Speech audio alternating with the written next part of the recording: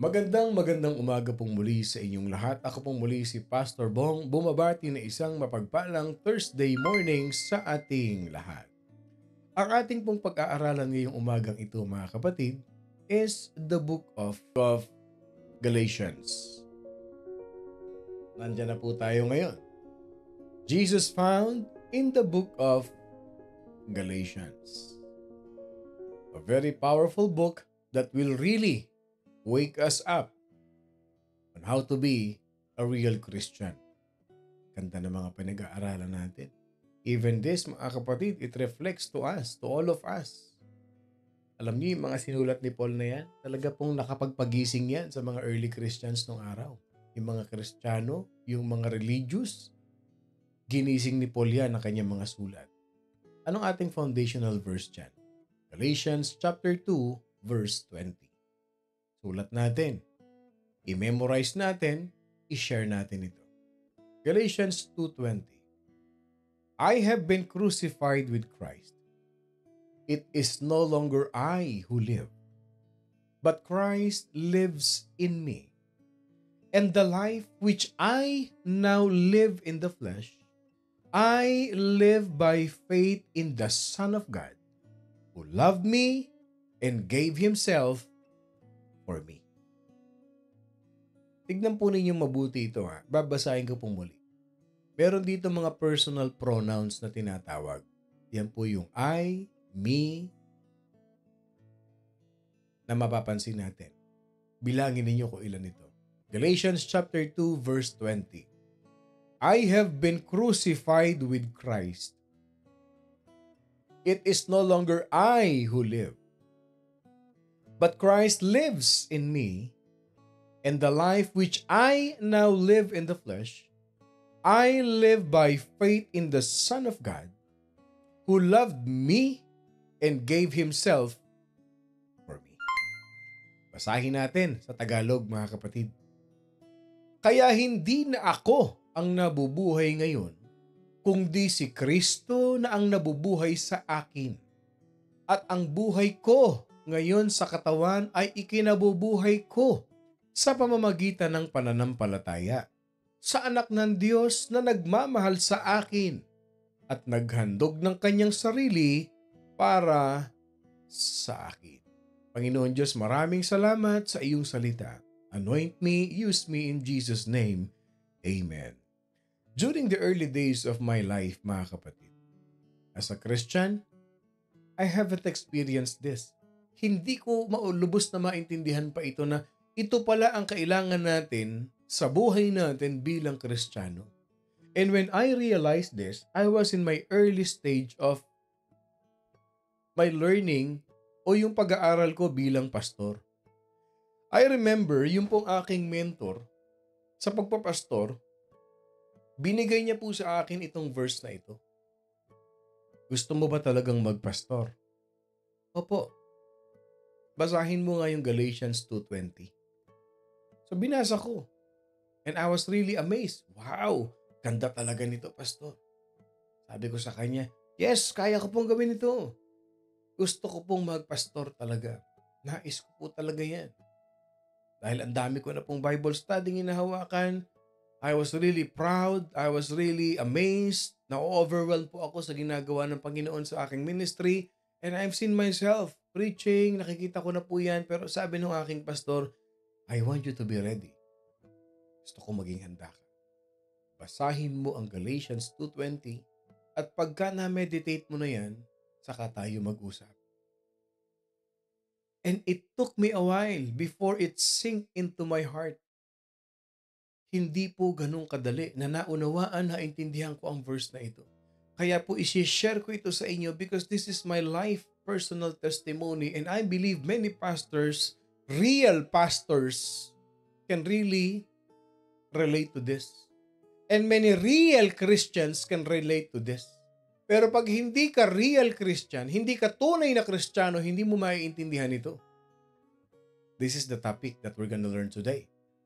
Living a life, a religious life, for 29 years. I cannot count how many times I went to church with my old faith. Pinanganak po ako sa isang religious family. And some of us, most of us, ganun din tayo. During our younger days, religious family tayo. Nagsisimba tayo. Marami tayong mga ritual na ginagawa.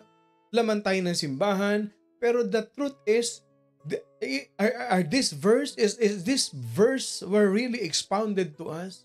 Naintindihan ba natin ito? O naunawaan ba natin ito na napaka-powerful nitong verse na ito na dapat nating taglayin? Hanggang ngayon, dapat maging realization to sa buhay natin, mga kapatid. Kasi maraming Christian, religious din. Hindi tayo relational, religious. Going to church doesn't make you a Christian. Going to Bible study doesn't make you a Christian, but applying this Galatians 2:20 will really make us a true Christian. Can I see an amen to this? Uulitin ko. Hindi porket nagsisimba ka tuwing linggo, Kristiyano ka na. Hindi porket umaattend ka ng Bible study, Kristiyano ka na. Can I see an amen to that? Pero pag itong verse na ito na i-apply mo sa sarili mo, then you can really say that I am a true Christian. Ulitin natin ha. Hindi na ako ang nabubuhay ngayon, kundi si Kristo na ang nabubuhay sa akin. Yan ang tunay na Kristiyano. Hindi ka na nabubuhay sa dati mong sarili. Nabubuhay na si Kristo sa'yo. Tignan ninyo yung sinasabi ng verse, at ang buhay ko ngayon sa katawan ay ikinabubuhay ko sa pamamagitan ng pananampalataya sa anak ng Diyos. Ibig sabihin, you are not living in your own will, in your own mind, in your own self. No. Kung hindi, by faith in Jesus Christ na nagmahal sa akin at naghandog ng kanyang sarili para sa akin. Yes, I lived in a religious life. For 29 years, I was religious. I was born and raised in a very strict religious group in the Philippines, one of the biggest religious group in the Philippines. But I was still proud. I was still humbled. And I am so bad. Now, how many of you can admit, to be honest to yourself, na kahit tinanggap po si Jesus Christ, proud ka pa rin, mayabang ka pa rin, may pride ka pa rin, hambog ka pa rin, matampuhin ka pa rin, matitisurin ka pa rin. O bina-violate natin sinasabi ni Paul dito na ang buhay ko ngayon sa katawan ay ikinabubuhay ko sa pamamagitan ng pananampalataya. Yung masaling lang yung pride mo, matisod lang yung ego mo, nang gagalaiti ka na, nagagalit ka na. The day came when I met the Lord. I came to know Christ as my personal Savior. For me ha. And for some na aking nakakausap ng mga kapwa ko pastor, yung tunay na pastor na nakakausap ko ha, sabi nila it was, alam mo Pastor Bong, pareho tayo eh. It was like from going from darkness to light. And I knew something great and glorious thing that happened when I came to know Jesus Christ. When I really understand. Nung naintindihan ko, understood this verse, mga kapatid, I instantly began to love what I used to hate and hate what I used to love. Alam mo, ang ganda nito i-post eh. If you're really a Christian, if you're a true Christian, you must begin to love what you used to hate, and you must hate what you used to love. Ano yun? Nagsimula akong mahalin yung mga bagay na kinamumuhian, kinaiinisan, ayaw kong gawin. Ilan sa atin dito yung wala pa tayong relasyon kay Jesus Christ, yung tuwan-tuwa tayong magpatawad. Yung tuwan-tuwa tayo na huwag gumante. Ayaw natin yun. Kasi ayaw natin na hindi tayo makakabawi. Ayaw natin na hindi tayo makakatabla. Ay hindi You did bad to me, I will make worse to you. Ay hindi po pwede yan. But when you accepted the Lord, you begin to love what you used to hate. Pinagsalitaan mo ko, pagsasalitaan din kita. Hindi po pwede yun. And then I begin to hate what I used to love. Mahal ko ang bisyo, mahal ko ang panluloko, mahal ko ang paninira. Kinamuhian ko na yung mga bagay na yun. Because I dwell in Galatians 2:20. And I remember asking one of my Christian friends, what happened to me? Ano nangyari sa akin? Bakit kahit anong gawin nila sa akin, parang hindi na ako naapektuhan. Parang masakit man yan, sige lang. It's no longer I, but Christ lives in me. Sabi nila, Bong, ano nangyari sa'yo? Nabasa ko kasi yung Galatians 2:20. Alam niyo kung meron kayong kaibigan who used to hate people and until now, they love doing bad things to people, yung ipahamak ang kapwa mo. Yung tanggalan mo ng pagkain, isusubo sa kanilang bibig yung kapwa mo, i-share mo yung Galatians 2:20. Tanungin mo sila, tama ba yung ginagawa mo? Kristiyano ka ba talaga? Na mapanira?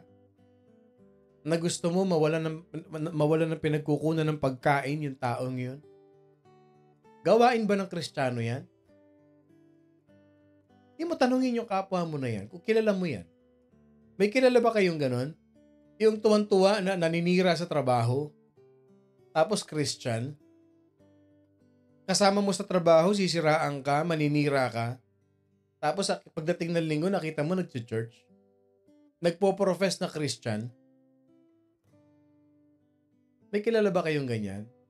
Basahin mo yung Galatians 2:20. Doing bad things to people. Then you will say, I am a Christian. No longer I, but Christ living in me. Kung si Jesus Christ ang nabubuhay sa'yo, hindi gawain ni Jesus Christ yan. Ang gawain ng Panginoon, magbigay ng buhay, hindi manira ng buhay. Yan ang gawain ng Panginoon. And when I read that verse, I memorized it at that day. And across the decades, I have held it close to my heart as one of my life verses. Kaya pagka may dumarating na pagsubok sa buhay, sabi ni Marites, marami pong ganun, Pastor. I agree to that. Nakikita ko naririnig ko. I've been doing counseling for many years at isa sa mga nakakapanira ng buhay, nakakalungkot lang, nag-church. Nagsisimba. That's true. Pero alam niyo po, ang tanong sa akin, gusto mo magpastor, gusto mo ipagpatuloy ang pagpapastor mo, isabuhay mo ang Galatians 2:20. And same thing with us. Gusto niyo ba ipagpatuloy ang pagkakristyano ninyo? Ipamuhay niyo yung Galatians 2:20. I-apply niyo sa buhay ang Galatians 2:20. O ngayon, can we really say, Lord, I offer my life to you? Because if you can say, Lord, I offer my life to you, I am willing to submit, I am willing to apply Galatians 2:20 in my life. That's true. Reading this verse, mga kapatid, alam niyo ba yung verse na yun is filled with 7 personal pronouns?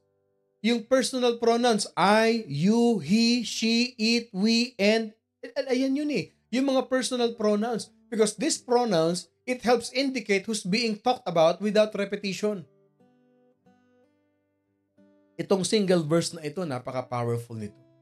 This single verse is perhaps the most complete and intensely personal description of the Christian life to be found in the New Testament. How do you want yourself to be described? Galatians 2:20. Suriin mo yung sarili mo, kapatid. Check yourself. Check what you are thinking. Check what you are saying. Check what you are doing. Diyan mo makikita sa Galatians 2:20. Yung word na, Christ lives in me. Think of that. Ang tawag yan, 4 monosyllable statement. Christ lives in me. In me. Yan yung 4 monosyllable statement. In me. It is an awesome truth na ating Diyos na lumikha, that God our Creator has come to take up residence in me. Ibig sabihin, Christ lives in me. Ang ating Diyos na makapangyarihan, nananahan sa puso natin. Kaya kung ikaw, gumagawa ka ng masama, nagsasalita ka ng masama, nag-iisip ka ng masama, tanungin mo ang sarili mo. Si Kristo ba? Ang Diyos ba ang nananahan sa akin? Galatians 2:20, before you confess that I am a Christian, I love Bible study. Do we really understand Galatians 2:20? Hindi ako magtataka. Hindi ako magugulat kung maya-maya naka-block na tayo dito sa Facebook. Yes, that's true. That is the very essence of a Christian life. That is the very essence of a Christian life. The Lord Jesus is alive right at this moment and He should be living in you. Alam nyo, meron akong tatlong truth na naintindihan sa Galatians 2:20. Galatians 2:20, it reveals three important things that Christ has done for us. Take your notes at yung inyong mga ballpen at papel ninyo. I will give you three truths of Galatians 2:20. First, number 1, He took something from us. Ano yun? Yung old life natin. Yung old life natin. Alam mo niyo mga kapatid, pag hindi natin inalis, hinayaan na alisin ng Diyos yung ating lumang pagkatao, hindi tayo lalago bilang Kristiyano. Hindi. Kahit anong galing pa nang nagtuturo sa'yo ng pastor mo, kahit kanino ka pa nakikinig, ibang bansa man yan, ibang mangangaral man yan, alam mo nangyayari sa'yo, tumatalino ka lang. Pero yung lumang pagkatao mo na matampuhin, maramdamin, masasakitin, matitisurin, ma-proud, hindi mawawala, walang mababago kapatid. No. Anong sabi ni Paul? I have been crucified with Christ. Ang totoo niyan, 4 ang pinako sa krus. That's the reality of it. When you study the Bible, at pag naintindihan mo ang Bible, 4 ang ipinako sa krus. Hindi lang 3. Yung 2 magnanakaw, si Kristo, pang-4, ikaw. Ipako mo na sa krus yung dati mong sarili. Kaya sabi ni Paul, I have been crucified with Christ. He took something from us when He died on the cross. It is our old life. I have been crucified with Christ. We hear a lot about how Christ was crucified for us. Na-encounter nyo yan. But the Apostle Paul, he went beyond this to reveal that we were crucified with Christ. Kung papaanong ang Panginoong Hesukristo ay napako sa krus ng Kalbaryo. Those in the crowd, they saw only one man on that center cross. But God the Father saw not just Christ, but you and me. Yung mga taong nakakita kay Jesus Christ, ang nakita nila, si Kristo lang ang napako. Pero sa mata ng Panginoon Diyos na lumikha, hindi lang si Kristo ang nakita niyang napako ron. Ikaw at ako nakita ng Panginoon, napako rin tayo dahil tinubos tayo ng dugo ng Panginoong Hesukristo. Tinubos tayo sa ating mga kasalanan. Ipinako na ang luma nating pagkatao kasabay ng pagkapako ni Jesus Christ sa cross. Kaya kapatid, huwag mong bunutin yung pako. Huwag kang tumalon dun sa krus na napaako ka. Huwag mong balikan yung dati mong sarili, kapatid. I have been crucified with Christ. Kaya po nung early days ng aking pagkapastor, ang nagme-mentor sa akin, hindi tapos ng mataas na theology, doctorate, hindi po. Security guard dati ang nagme-mentor sa akin hanggang ngayon, mga kapatid. Pero yung lalim sa pananampalataya, yung lalim bilang pastor, lagi sinasabi, nak, ganyan talaga, nak. Wala silang ibang pagdidiskitahan, pag-iinitan kasi ikaw. Kasi ang ginagawa mo tama. Ang ginagawa mo sa Panginoon. Kaya atakihin ka talaga nila. Ang gagawin niyan, uubusin niya ng laman ng simbahan mo, sisiraan ka nila hanggat kaya nila, pero huwag kang mag-aalala, anak. Kasama mo ang Panginoon. God the Father saw not just Christ who was crucified, but you and me. And all others who would place their trust in Him should be willing to hang themselves in that cross. Kaya pag tinanggap mo si Jesus Christ sa buhay mo, pag tinanggap mo siya as yung Lord and Savior, you should be willing to hang yourself on that cross. Hindi na po yung aking lumang pagkatao. Sinurrender ko na sa Panginoon. Hindi na ako ito, kundi ang panibagong buhay na binibigay ng Panginoon sa akin. When we come to Christ, God takes our old life from us and we are crucified with Christ. Mahirap bang intindihin yun, kapatid? Nang tayo tumanggap kay Jesus Christ, bakit hindi natin talikuran yung lumang pagkatao natin? Why can't we just take our old life away from us if we say that we are Christian? Sabagay, sabi nga po nung aking mentor, sabi niya, hindi naman porket pumasok ka sa Jollibee o sa McDonald's, paglabas mo, hamburger ka na eh. Hindi porket nagsisimba ka, Christian ka na. At ang nakakalungkot, 15 years, 20 years ng Christian, hindi pa rin Christian. Alam niyo mga kapatid, in the first century world, a person who is carrying a cross, isa lang ibig sabihin. Nung panahon ng Roman Empire na yan, ang isang tao pag pinagbitbit nila ng cross, ibig sabihin, he is on his way to die. Same thing to our call of faith. We are partakers of the suffering of Christ. Pagdadaanan natin lahat yan eh.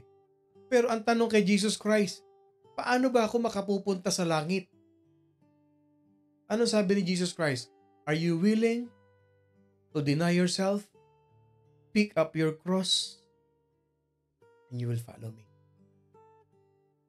The call of the faith is to take up our own cross and live like dead men and dead women today, dead to our old lives and alive to a new life in Christ. Yan ang makapupunta sa langit. Yan ang katotohanan. Willing ka bang mamatay sa sarili mo? Willing ka bang buhatin ang cross ni Jesus Christ? At sundan mo ang yapak ng Panginoon Diyos. That's the reality of it. Pero pagka ikaw nagpo-profess kang Christian pero hindi mo dinideny yung self mo, maririnig mo pa nga, ay ibang usapan na to. Ba? Pride na pinag-uusapan dito eh.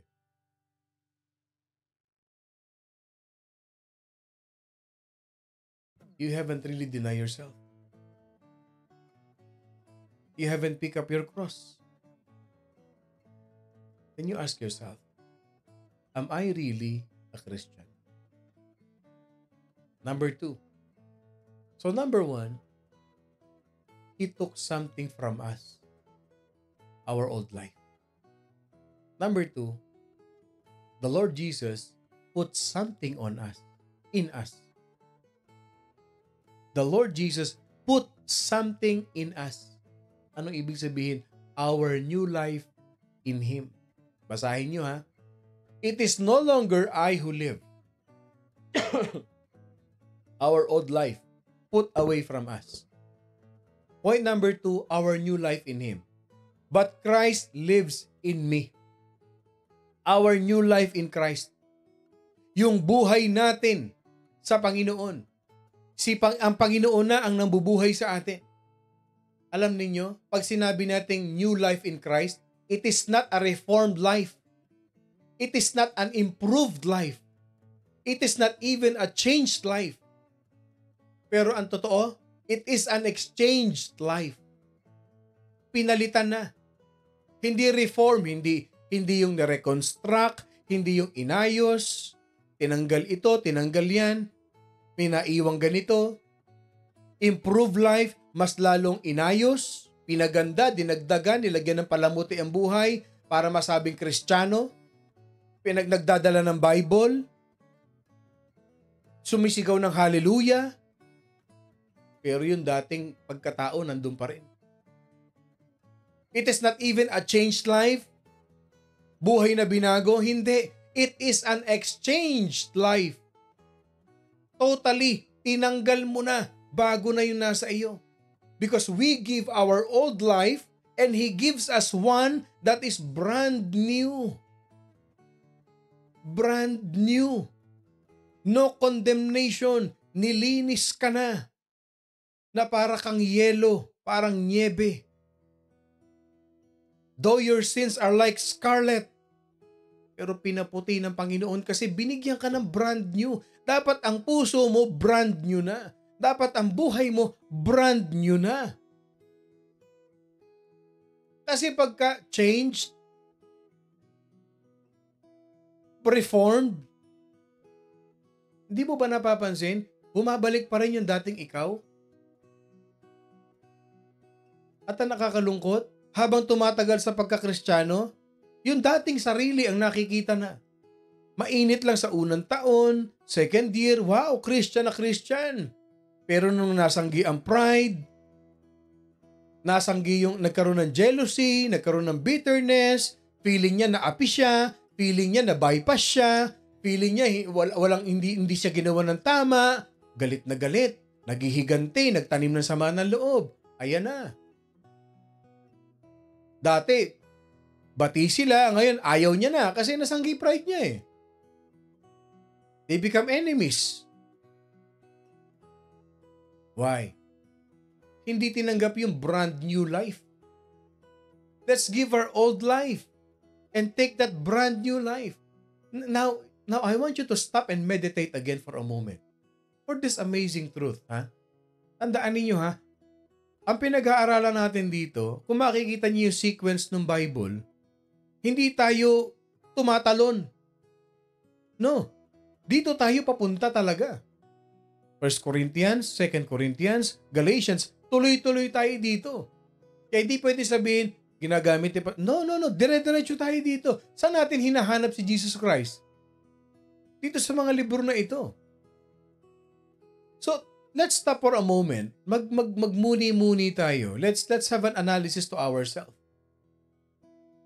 Does really Christ lives in me? Si Jesus Christ ba matampuhin? Si Jesus Christ ba magagalitin? Si Jesus Christ ba mapagtanim ng galit? There is no way to defeat those who believe that Christ is truly alive today and has come to take a permanent residency in our life, mga kapatid. Pag talagang si Jesus Christ nananahan sa puso mo, sa buhay mo, walang makakaalis niyan. Yes. Totoo ba talagang si Kristo ang nasa puso ko? Is really Jesus Christ lives in me? Tanungin natin sarili natin. Bago tayo magkakanta, bago tayo magtaas ng kamay, bago tayo pumikit, mag-iiyak tayo sa worship. Christ is enough for me. May ganun pa. Lord, I offer my life to you. Tanungin muna natin sarili natin. Si Kristo ba talaga ang nananahan sa aking buhay? Does really Jesus Christ lives in me? Does He lives in me through my character? Through in my heart? In my mind? And in my life? Kaya alam nyo, hindi madaling maging pastor. Alam ng mga kapastoran natin yan. Because we need to die daily. Ano man ang gawin sa amin, dapat si Kristo ang nakikita sa buhay ng bawat lingkod ng Diyos.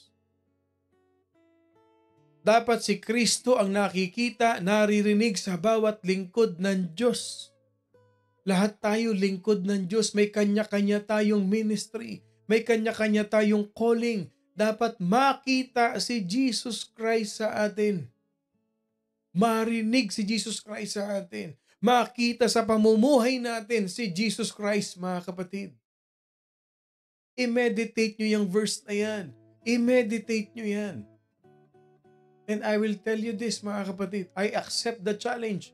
Kung hindi totoo na isinasapamuhay ko, itinuturo ko ito, mga kapatid, nandyan ang Panginoon Diyos. Nandyan ang Panginoon Diyos.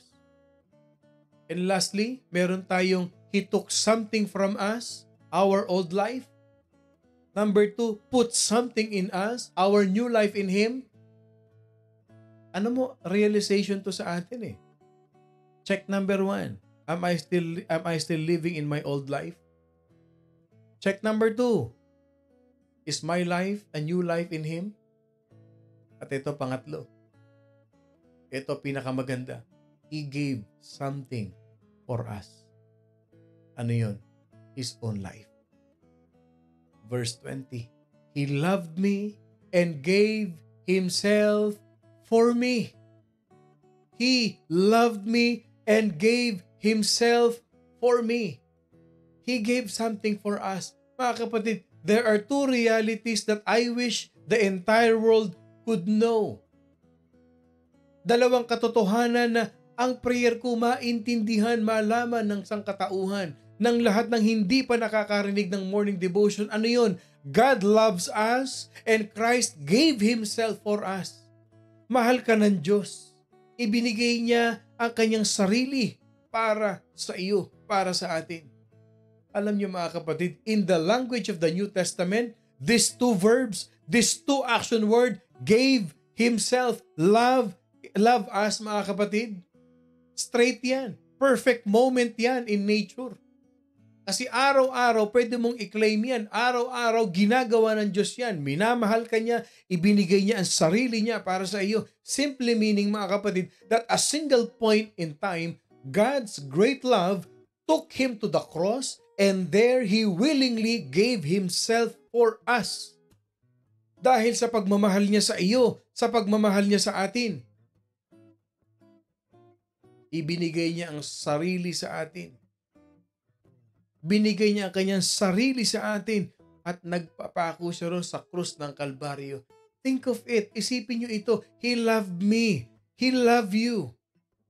Kung tatanungin lang natin si Paul, if we could ask Paul how we could know that Jesus loves us, babalikan niya tayo without a second thought.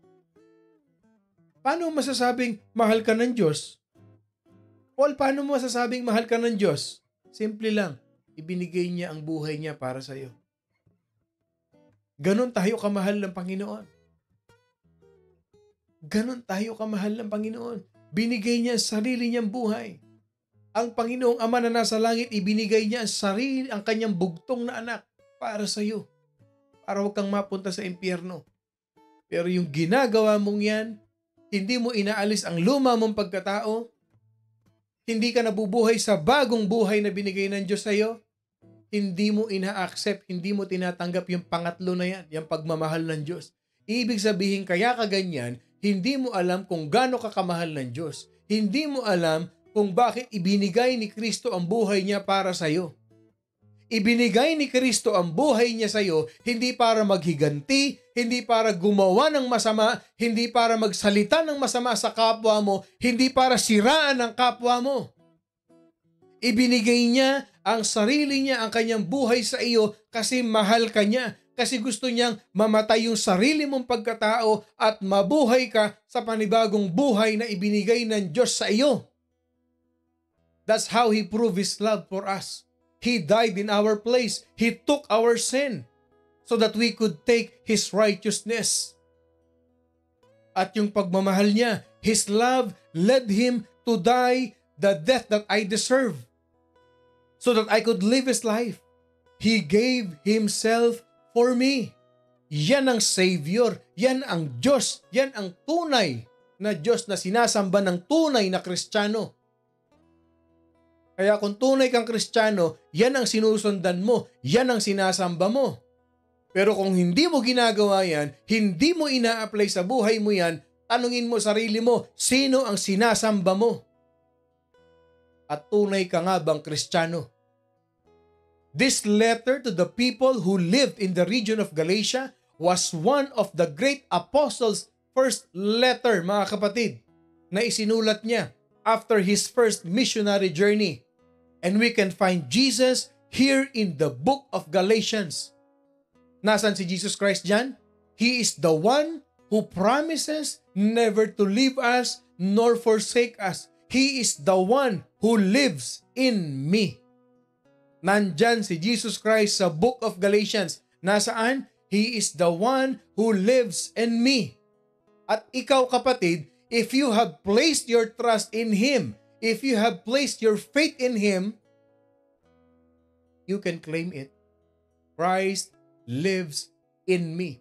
It is no longer I, but Christ lives in me.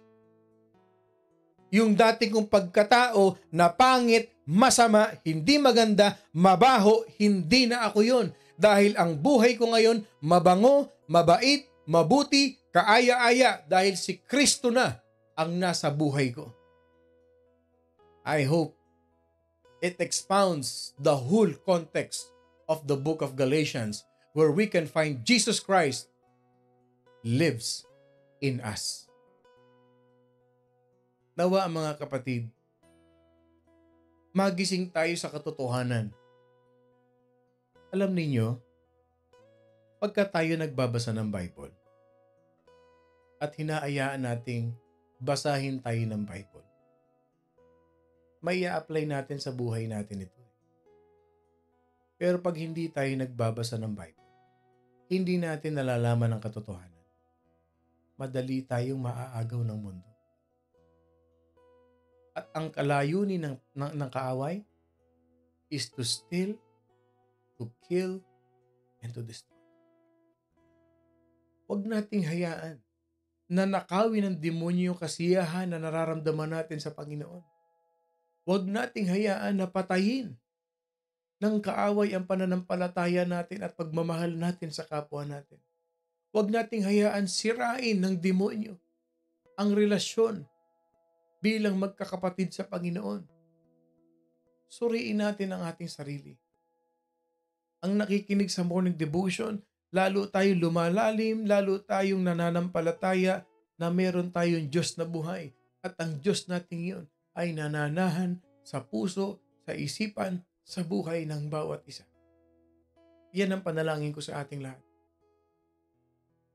Christ lives in us. Tayo po'y manalangin. Mapagpalang Ama, maraming salamat sa biyaya ng iyong mga salita na patuloy, Panginoon, na gumigising sa aming diwa, sa aming puso, Panginoon Diyos. Na ikaw dapat, Panginoon, ang nabubuhay sa amin. Hindi na kami, hindi na yung dating sarili namin. We have crucified with you on the cross our old life. You took that away from us. You have given us new life.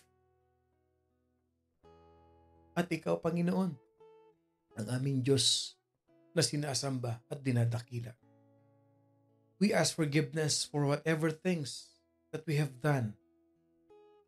And we, Lord God, commit our life to you today to live a Christ-centered life. Di namin papansinin, di namin iindahin, Lord God, anuman ang ibato sa amin ng kaaway. Anuman ang gawin sa amin, Panginoon Diyos, because we have been crucified with you. Ikaw na po ang manguna sa amin. Ikaw ang kumilos sa amin, Panginoon. At manguna ka sa aming pag-iisip, sa aming puso at sa aming buhay. Pagpalain mo ang buong Morning Devotion family. Palakasin, patatagin ang iyong mga anak sa tunay at katotohanan ng iyong mga salita. In Jesus' name we pray.